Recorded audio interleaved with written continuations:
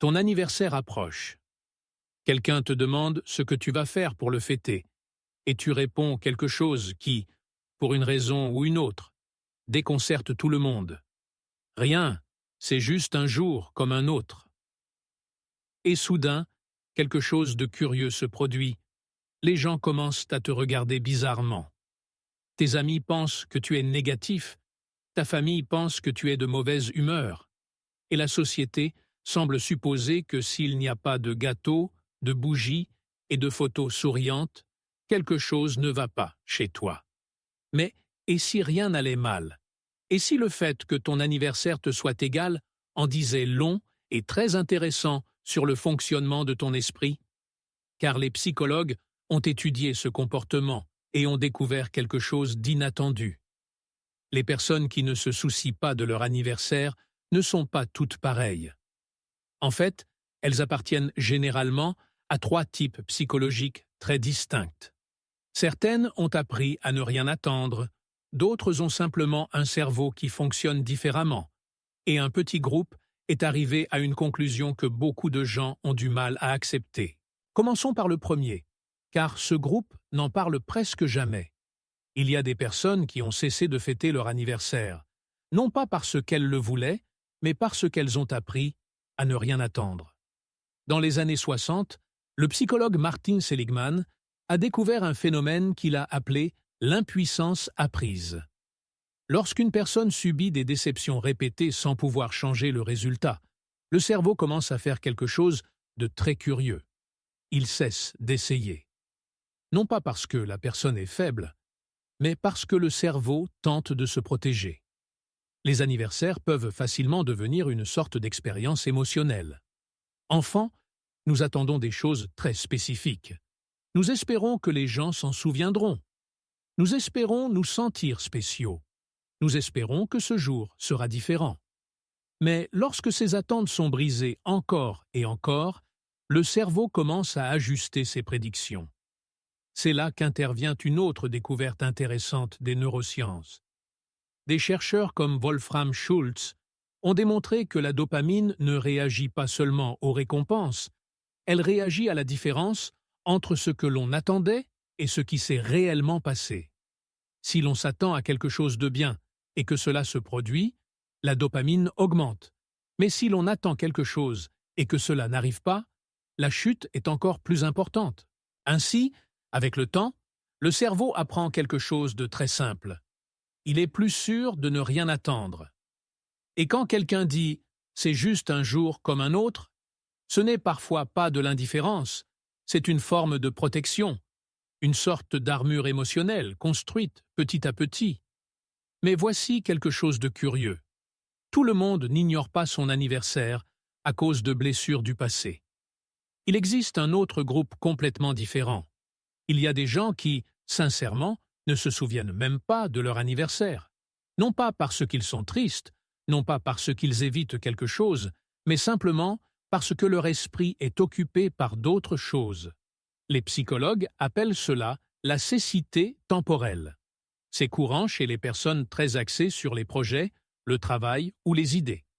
Lorsque votre esprit est constamment concentré sur la résolution de problèmes, la création de choses ou l'avancement vers des objectifs, les dates commencent à perdre de leur importance. Les jours se mélangent, les semaines passent vite. Le calendrier ne se perçoit plus comme une structure claire, et certains événements sont finalement classés par le cerveau dans la catégorie « non urgent ». C'est le même endroit où se trouve ce rendez-vous chez le dentiste que vous avez repoussé 3 fois ou cette liste de tâches qui ne finit jamais. Ce n'est pas un manque d'amour-propre, c'est simplement que votre esprit est occupé par trop de choses à la fois. Mais il y a un troisième groupe, et celui-ci est probablement le plus intéressant d'un point de vue psychologique. Ces personnes n'oublient pas leur anniversaire, ne l'ignorent pas non plus par douleur, elles n'en ont simplement pas besoin.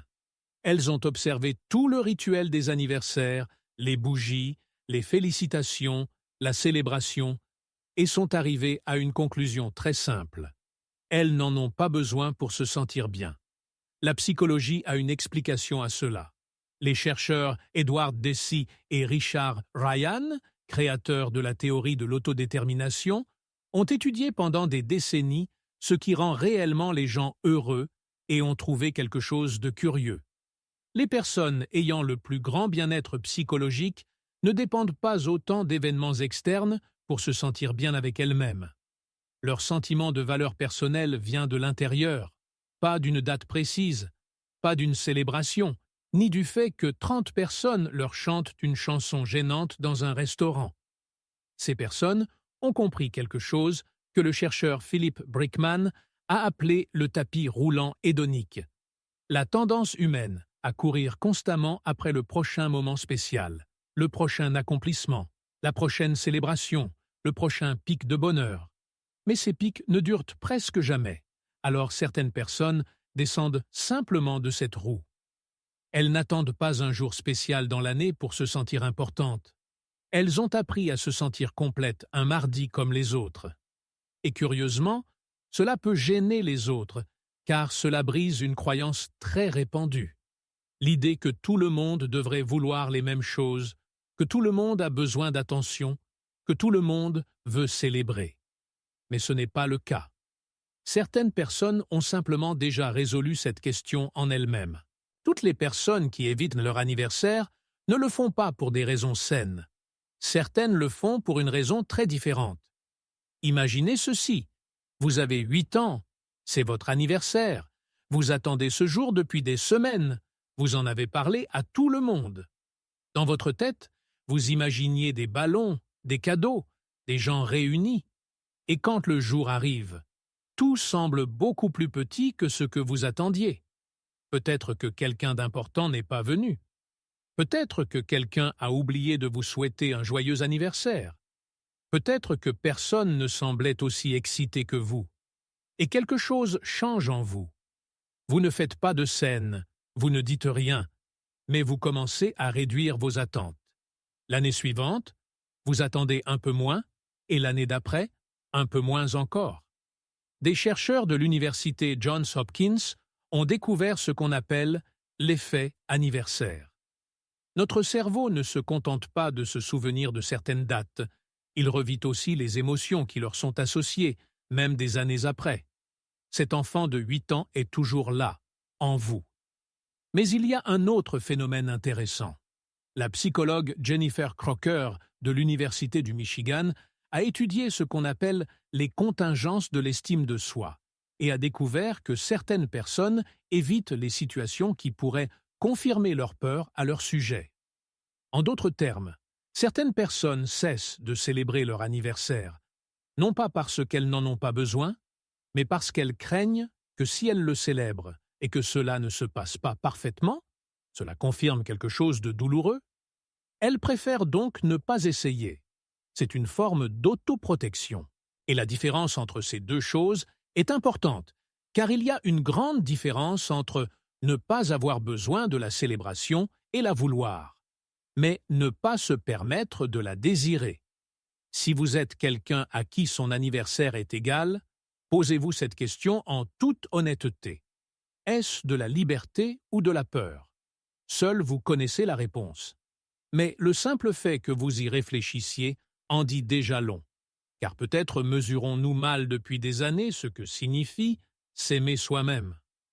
On nous a appris que célébrer signifie qu'on se soucie de soi, que faire la fête signifie qu'on valorise sa vie. Mais peut-être que le véritable amour-propre ne ressemble pas toujours à une fête. Peut-être que parfois, il ressemble à quelque chose de beaucoup plus silencieux. Accepter qu'un jour de plus au calendrier soit déjà suffisant. Il se peut que quelqu'un qui regarde cette vidéo ait passé son dernier anniversaire complètement seul et se soit pourtant senti parfaitement en paix. Si c'est votre cas, vous n'êtes pas brisé. Vous appartenez simplement à un groupe de personnes qui n'ont pas besoin de permission pour se sentir complètes. Et si cette vidéo est apparue aujourd'hui sur votre écran, ce n'était peut-être pas un hasard. Si vous avez déjà passé un anniversaire sans le fêter et que vous vous êtes senti parfaitement bien, vous pouvez laisser un commentaire en toute tranquillité. Si cette analyse a changé la façon dont vous comprenez vos propres émotions ou celles de votre entourage, abonnez-vous et aimez la chaîne. Nous explorons les profondeurs de l'esprit humain qui restent souvent cachées. Continuez à cultiver votre curiosité. La prochaine découverte sur qui vous êtes vraiment se révélera très bientôt.